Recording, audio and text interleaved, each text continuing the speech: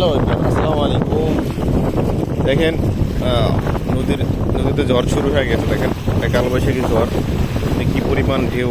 দেখেন ঢেউর অবস্থা কি দেখেন, পদ্মা নদীর অবস্থা দেখেন, কি পরিমাণ ঢেউ আর কি পরিমাণ বাতাস। আর ওই দেখেন একটা নৌকা উঠে গেছে অলরেডি। খুবই ভয়াবহ পরিস্থিতি এখন।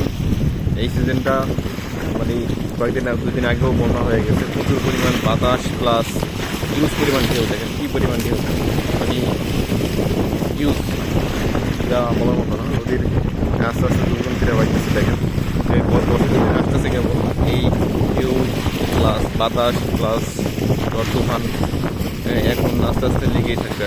দেখেন কি অবস্থা, খুবই খারাপ অবস্থা। দেখেন এখন যা অবস্থা, কি পরিমাণ ঢেউ! দেখেন ভয়াবহ অবস্থা।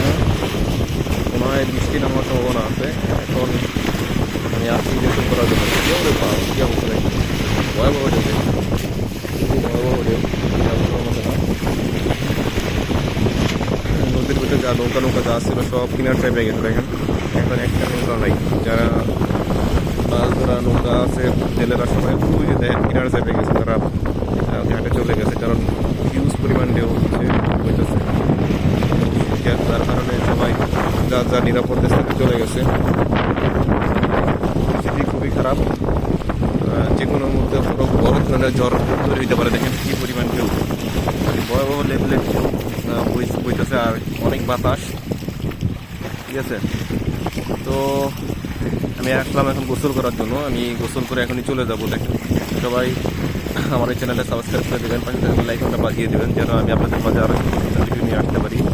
সবাই আমার চ্যানেলটা সাবস্ক্রাইব করে দেবেন। আজকের ভিডিও এই পর্যন্ত। সবাই ভালো থাকবেন, সুস্থ থাকবেন। আসসালামু আলাইকুম।